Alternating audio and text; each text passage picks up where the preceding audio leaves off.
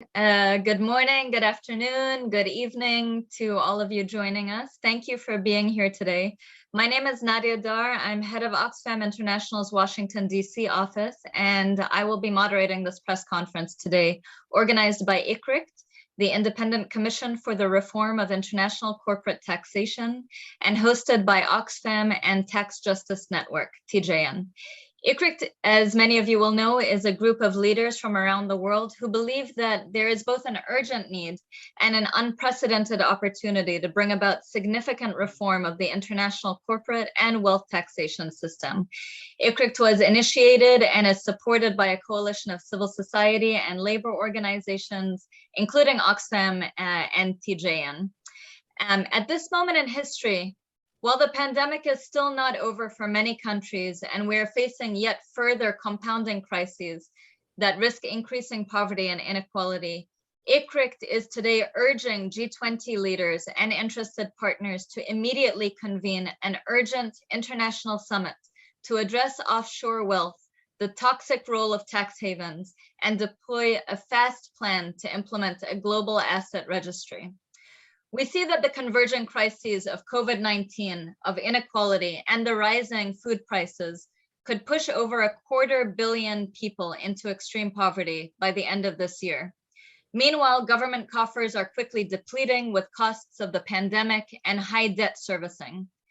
We see countries turning to international financial institutions, especially the International Monetary Fund, but in return, the IMF is also requiring austerity measures in most of these countries, as demonstrated by new research out from Oxfam today.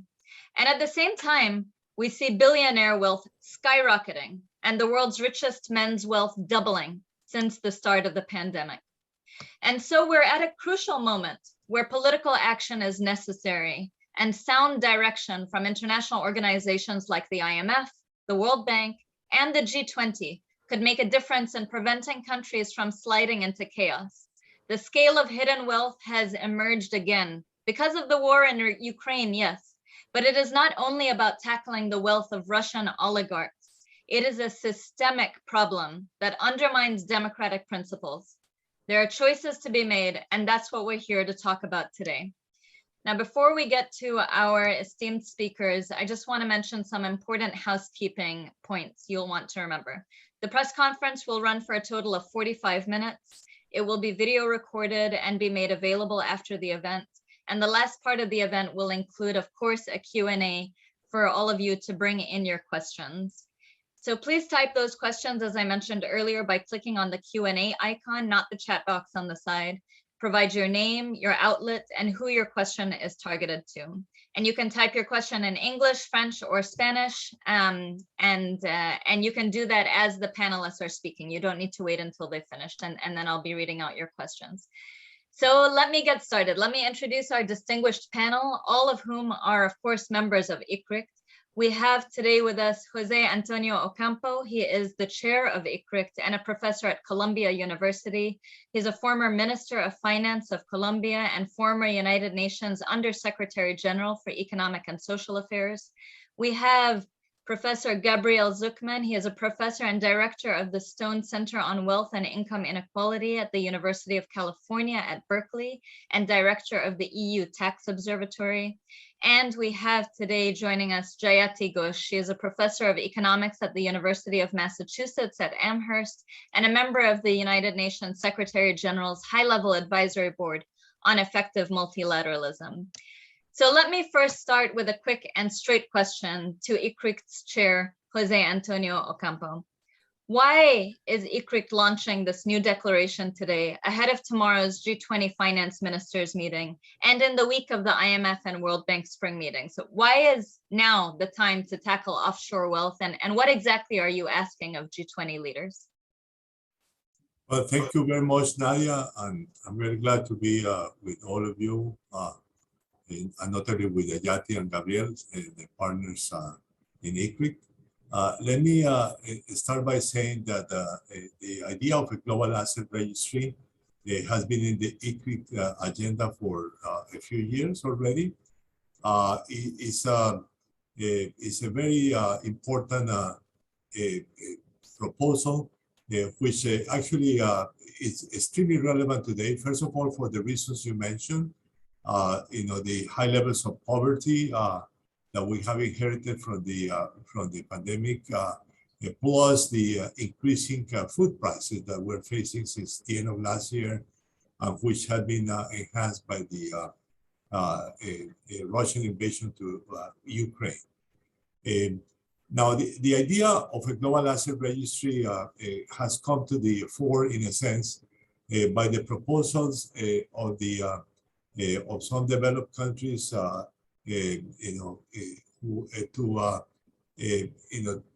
to tackle the issue of the oligarchs from Russia, and to have penalties on them. And then when it has come clear that even the money from the oligarchs is actually hidden and cannot be captured totally, which is exactly why we need a global asset registry.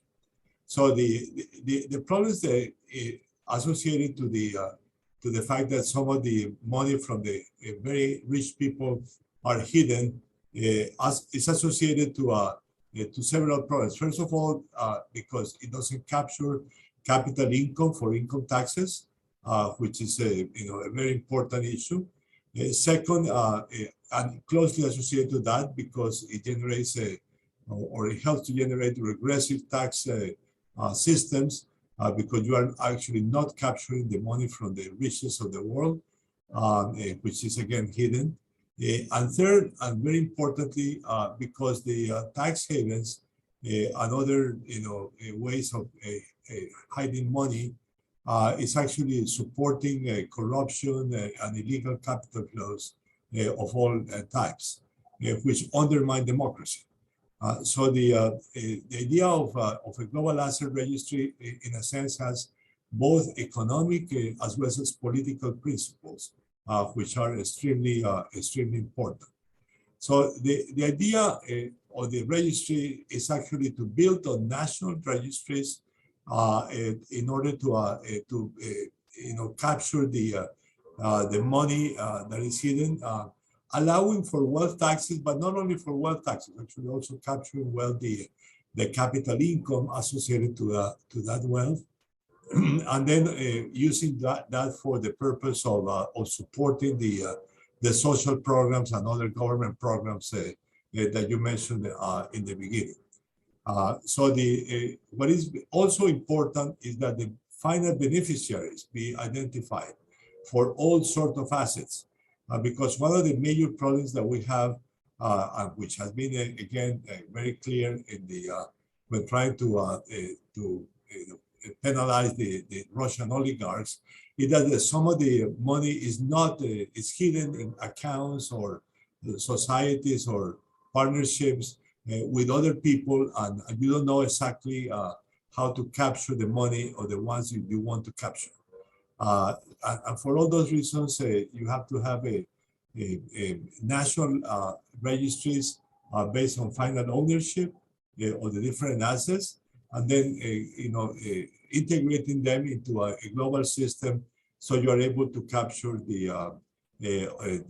all the resources for the purposes of increasing your income tax at the national level, but also countries that want to do that to establish also wealth taxes. Very good and very clear. Thank you. Thank you for that.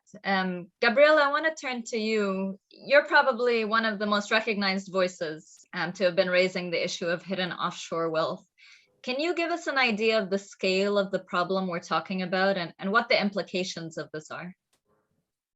Yeah, absolutely. Yeah. So globally, according to the estimates that we have, the equivalent of about 10% of world GDP is held in tax havens globally. So that's about $8 trillion today in financial wealth, things like bank deposits, portfolios of equities and bonds and mutual fund shares that are held in offshore financial centers in Switzerland, in Singapore, in the Cayman Islands, in Luxembourg, all over the world. And the second thing that we've learned, from research in this area over the last few years is that offshore wealth is very concentrated. Typically, about more than half of it belongs to households at the very top of the wealth distribution. Think, the top 0.01% wealthiest individuals. And so, number three, not all that wealth necessarily evades taxes. Some of it is duly declared to tax authorities. There's been tremendous progress over the last decade in terms of information exchange across countries. Now there's an automatic exchange of bank information between offshore financial institutions and tax authorities in a number of countries, not all of them, but especially in high-income economies. And I'm not saying that it has fixed the problem entirely, the problem of offshore tax evasion. It would be a bit naive to believe that the very same bankers who for decades have been helping their clients evade taxes, sometimes taking extreme measures, smuggling diamonds into toothpaste tubes, for instance, that these very same individuals today are honestly, truthfully cooperating with all the world's tax authorities. But the legal framework, the regulatory framework has evolved in a very positive direction, such that today a significant fraction of the wealth that's held in tax havens is actually duly declared. Despite that, there's still tax evasion going on. There's still money laundering. Offshore financial accounts are still used for all sorts of crimes, and it's very important to shed more light on what's happening in those havens. Thank you for that. That's the diamonds and toothpaste is going to stay with me for some time. But we've talked about the problem now. Let's get to the solutions, right? And as ICRICT, as José Antonio Ocampo already spoke about, you are calling on the G20 leaders to act now and start by adopting this global asset registry. Can you go deeper a little bit and help us understand more about this idea? What makes it so revolutionary, and how significant an impact could it have? Yeah, look, I'm not even sure it's so revolutionary, right? Because the starting point is we have real estate and land registries already. And countries have had those registries for a very long time, for centuries. In France, for instance, where I come from, the French Revolution created the French real estate and land registry in 1790, more than 2 centuries ago. And at the time when these registries were created, the bulk of wealth was indeed real estate and land. So that by creating a registry to record the ownership of those assets, what countries did is they, in effect, recorded the ownership of almost all wealth, because that, at the time, almost all wealth was real estate and land. What has happened since then is that today, financial wealth plays a much more important role than in the past. More than half of household financial wealth, more than half of household total wealth typically is financial wealth. And yet the registries that exist have not kept up with the changes in the nature of wealth that have happened over the last century or so. And so the idea of a financial registry or global asset registry is to say, look, we should modernize these existing institutions, these existing tools, to do 2 things. Number one, to do a better job at identifying the beneficial owners of the assets. Because in the land and real estate registries that exist today, a significant fraction of real estate, and especially high-end real estate, is owned through shell companies. And so in the registries, you don't see the identity of the beneficial owners of those assets. But this identity is known because intermediaries have to know who are the beneficial owners of the wealth that they manage. And so number one, these registries could be improved by making sure that the identity of the ultimate beneficial owner is recorded. And number two, it would be logical to extend the existing registries to financial assets so as to get back to the original intent of those registries, which is to cover the ownership of all forms of wealth and most of the wealth of households. That's the idea. Very clear. Thank you. I want to go back to, Jose Antonio mentioned that the global registry would also be built on national registries. And you've recently proposed this creation of a European asset registry as a stepping stone toward ultimately a global assets registry. Why are you proposing that we start there, and how exactly would that work? Yeah, look, we have to start somewhere, right? So I think the natural starting point is the national registries that exist, land and real estate registries. Number two is to extend those registries, as I was describing, to incorporate financial assets. And then we live in a globalized world, right, where wealth accumulation takes place, in several countries, across borders. And so it will make sense to connect the various registries that exist so as to have a comprehensive picture of the wealth owned by people. A natural starting point, you could have two countries agreeing to connect their registries. It could be the United States and Canada, it could be France and Germany. A natural next step would be to have regional registries. You could have regional registries in the European Union. The European Union could be a leader in creating financial transparency of that sort. You could have regional registries in Latin America, for instance. And then ultimately, yes, you could then connect these various regional registries to arrive. That's the ultimate goal, but it may take decades before we arrive to that point, to arrive at a truly global asset registry. But what I want to say is that we don't need to start immediately with a global registry. I think there's a process where we get there by building on what exists, which is already valuable and important and covers a significant fraction of wealth, and gradually expanding, connecting the registries, and ultimately to arrive at that goal of a global asset registry. Got it. So it's pushing for this commitment to have a global assets registry and creating that roadmap for how that would happen, and there are steps in between. Jayati, I want to come to you now. We know the problem of offshore wealth is not limited to rich oligarchs in rich countries and in the global north. It's happening everywhere. But the implications are already destabilizing more developing countries. Can you talk to us a little bit about the impact of offshore wealth for developing countries specifically? And what kinds of risks are we looking at if nothing is done to tackle this huge problem? Thank you, Nadia, for this. I would actually argue that developing countries are disproportionately worse affected by this whole pattern of what you could call illicit financial flows, the capital flight. And the amounts are huge relative to the incomes and the fiscal capacities of states in developing countries. For example, my colleagues here in UMass, Leonsin Dukumana and James Boyce, they have estimated that in the 45 years between 1970 and 2015, just 30 African countries lost about 1.4 trillion in capital flight. I mean, for Africa, sub-Saharan Africa, UNCTAD has said that it's nearly 90 billion in illicit capital flight every year. That's almost 4% of the continent's GDP, which is being lost every year, much, much more than the aid flows coming in. And over the past 5 decades, more than 2 trillion in sub-Saharan Africa has gone to capital flight. The point that Gabriel has made is so important because it's not just that there are the takers.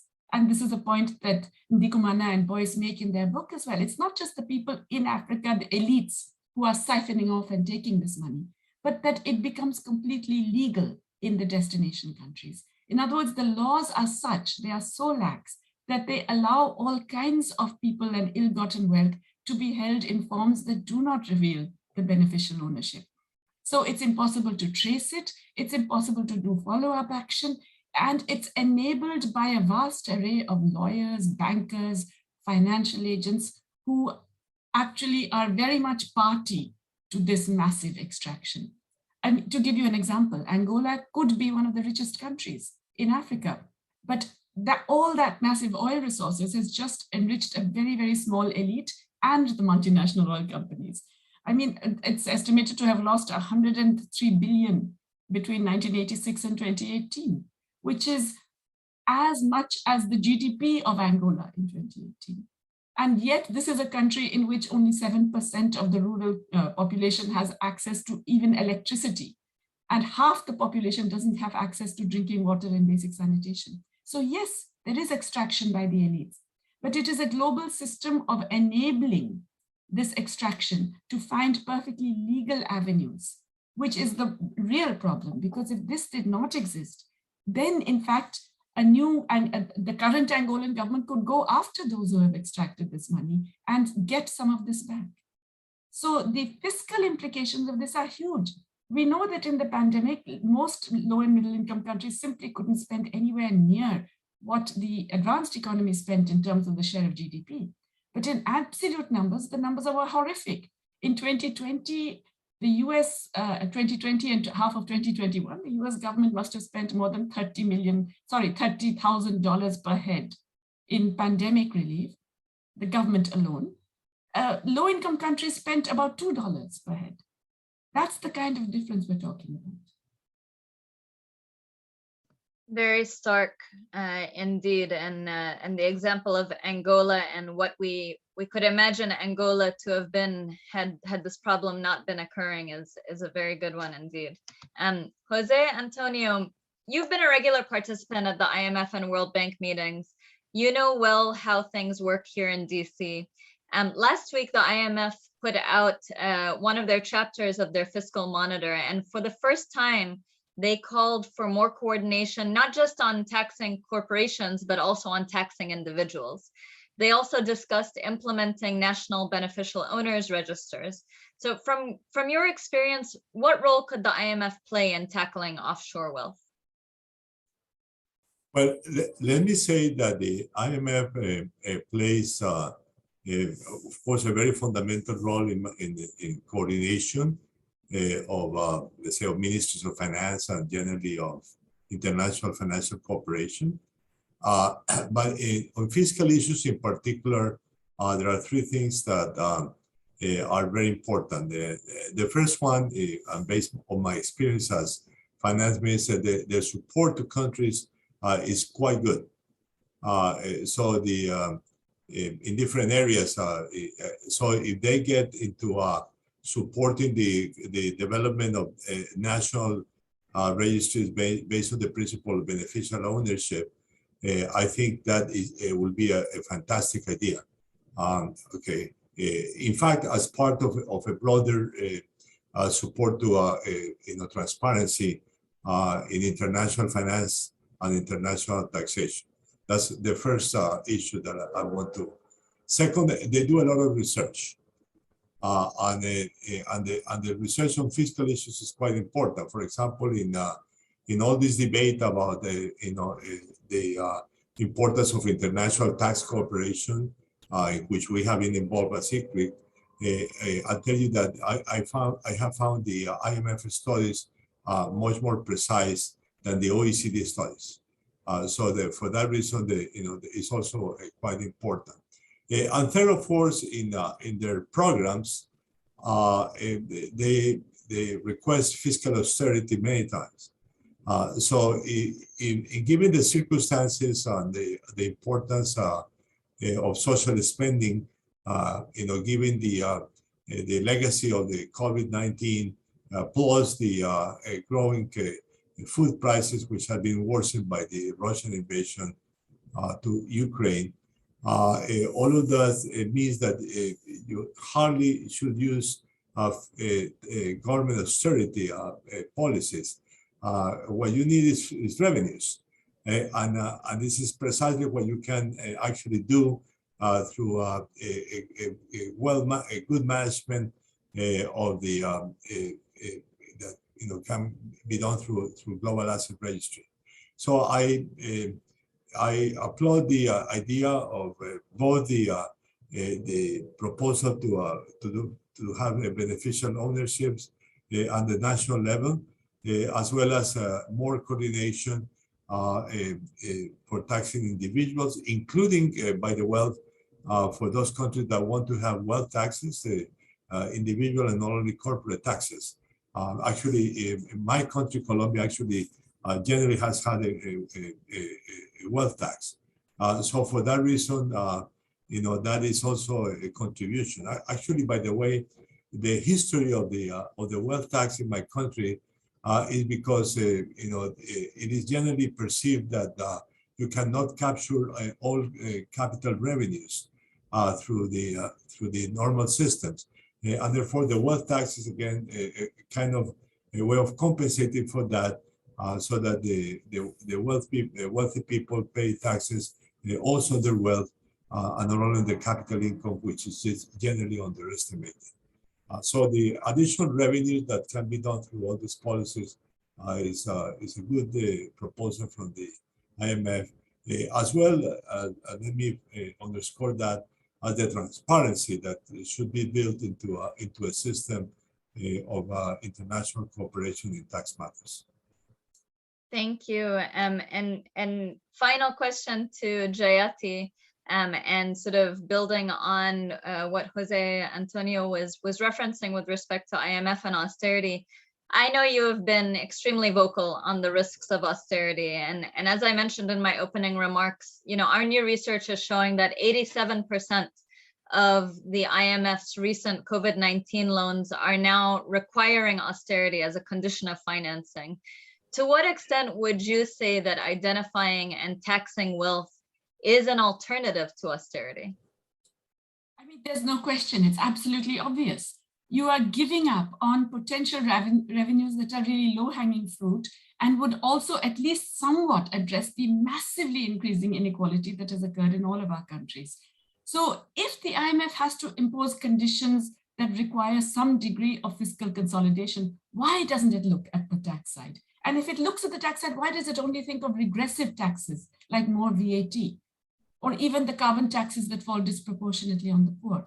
Why doesn't the IMF, in its conditionalities, for example, create a national wealth asset register, find out who owns what as part of the conditions of the loan? Why does it not say impose a wealth tax, or at the minimum a solidarity tax on the extremely wealthy, the 0.1% of the population whose incomes have doubled, tripled, whose assets have gone up 4 or 5 times? These are fairly simple things. These are low-hanging fruit that are available to developing countries. They're terrified of doing it because there will be massive pushback from the wealthy, and of course, threats of capital flight once again. If the IMF were really serious about enabling sustainable recovery, the conditions it should impose are these. It should be asking for taxing the extremely wealthy whose wealth has gone up. It should be requiring asset registers of every country in which it actually comes in with a program. It should be enabling that country to set controls on the capital account, which limit the possibilities of capital flight. Those would be the sensible conditionalities to impose. Thank you for that. And so with that wraps up our speakers' remarks. And so I want to turn now to our questions from the journalists joining us today. A reminder to please type your questions into the Q&A function, not the chat box, and provide your name and outlet, who your question is for. As I mentioned, you can do so in English, French, or Spanish. And a reminder also that the recording of the session will be available on YouTube via the Tax Justice Network website.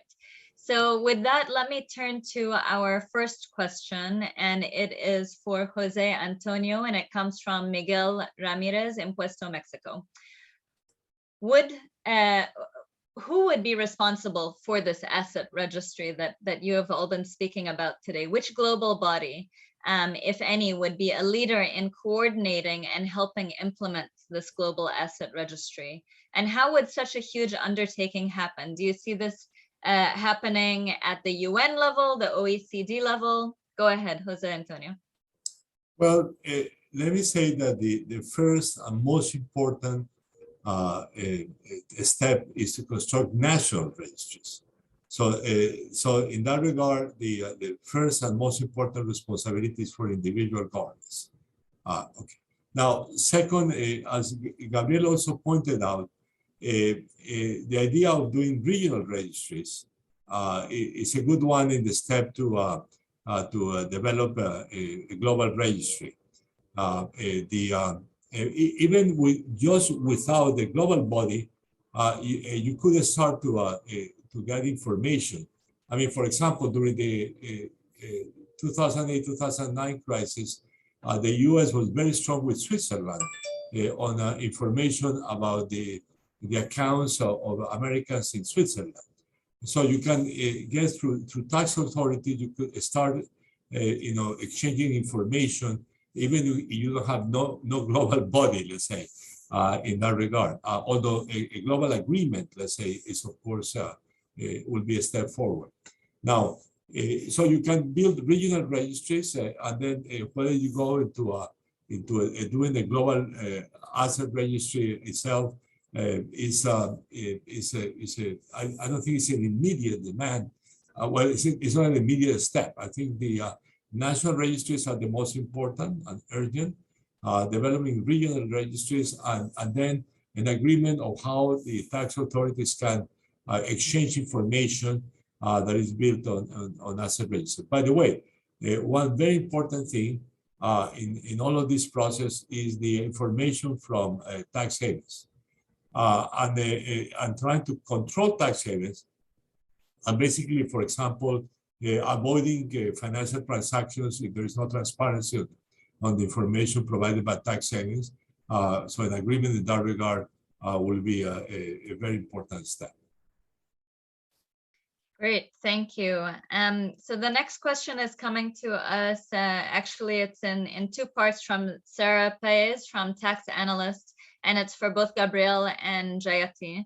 So Gabriel, first, the United States is a leader in requesting tax and financial information on its own citizens. You know, we can look at FATCA, but however, its state laws in Delaware and South Dakota, for example, are allowing foreign entities to hide their beneficial ownership and hold untaxed wealth and property and other investment vehicles. How can ICRICT appeal to the US in particular as a key leader in the G20 to improve its own laws? We've already seen efforts on the federal level and the Corporate Transparency Act, but how could it go further? And then just to go to Jayati right after that, we would want to hear the same, you know, if you have anything to add on that, but especially what would it mean for developing countries if the US were able to take more steps on that? Go for it, Gabriel. Yeah, absolutely. It's a very important question. And it's 100% true that there is considerable financial opacity in the United States, and there is a need for much more transparency. There is a wide range of evidence showing that real estate markets in the US, financial markets in the US, hedge funds and so on, are used for money laundering sometimes, for avoiding international sanctions, for tax evasion, and so on. And so it's very important to make progress in that area.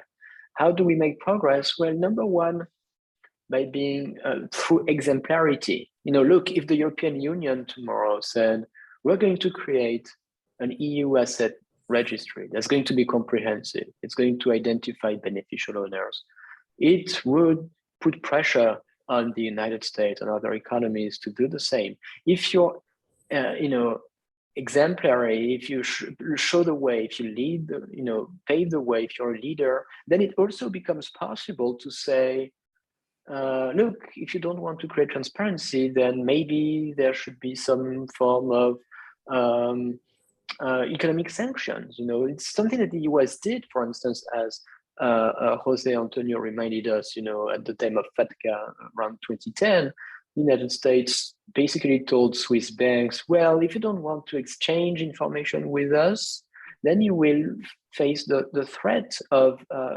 concrete economic sanctions like taxes on payments made out of the United States to Switzerland.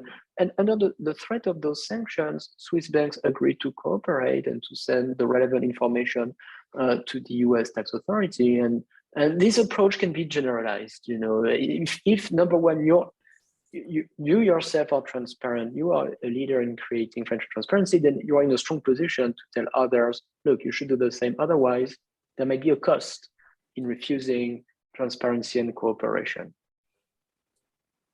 Thanks, and over to you, Jayati. Yeah, thank you. I think, Gabriel is absolutely right. The difficulty for developing countries is that if we sanction, people don't notice.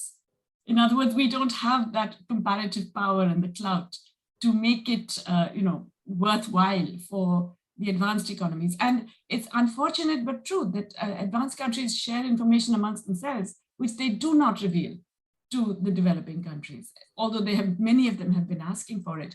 I'm hoping that this Russian invasion of Ukraine will serve as a bit of a game changer, because I think more and more people in the West are realizing that it also comes back to bite you. That if you allow this kind of lack of knowledge of beneficial owners, whether it's in Delaware or somewhere else, you will actually end up not knowing, if you want to get after particular groups, how to get after them.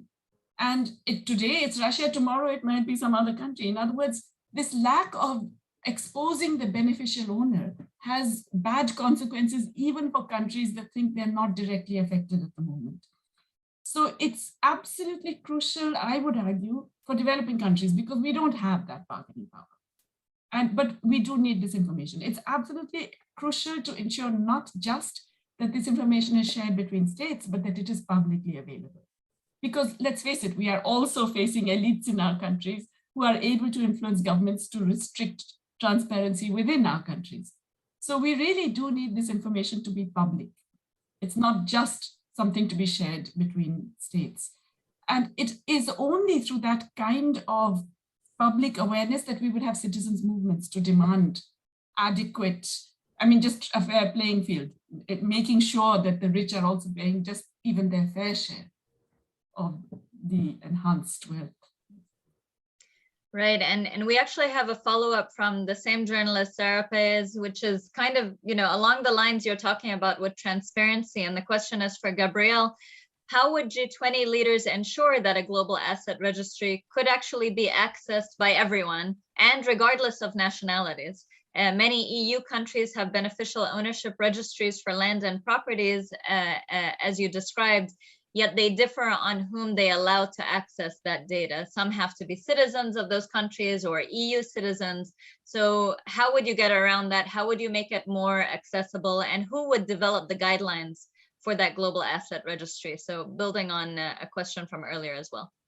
Yeah, it's a very important question. And look, I think, again, it makes sense to start from what's happening with the current real estate and land registries that exist and that have existed for centuries. And in most cases that I know of, these registries are fully public. For instance, I don't know, if I want to look up who owns a certain apartment or building in New York City, I can connect, there's a website, I can enter the address, and the website just tells me, okay, that building, that property belongs to this or that person. I can also type in names, specific names, and see if any name shows up as owning some piece of real estate in New York. And it's been like that for a very long time. There's a very long track record, with these real estate and land registries. And I'm not aware of cases where this information has been abused. You could imagine, people sometimes are concerned, and I think there are legitimate concerns about privacy and so on. And then, what makes sense is to look at the track record, the history with these public real estate registries. Have they led to abuse? Not that I know of. So why should we do differently for financial wealth than for real estate and land?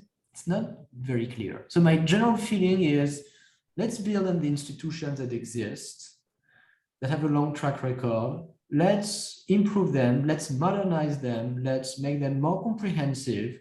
We don't need to reinvent the wheel. We just need to update those institutions to the reality of 21st century wealth. Great, very clear, thank you. And I have a final question now for all three of you, and this would also be your opportunity to give any closing remarks that you may want to offer. And it's a question coming from Kevin Pinner, who is a reporter at Law 360. And I'll start with Jayati, then go to Gabriel and give our final word to ICRICT's chair, Jose Antonio.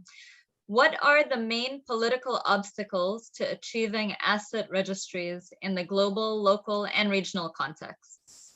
So over to you, Jayati. Well, I think this is related to a question from Nicola Borzi as well about what's different about the current situation and how do we think, I mean, this has been proposed over and over again. Why do we think it would be any better now?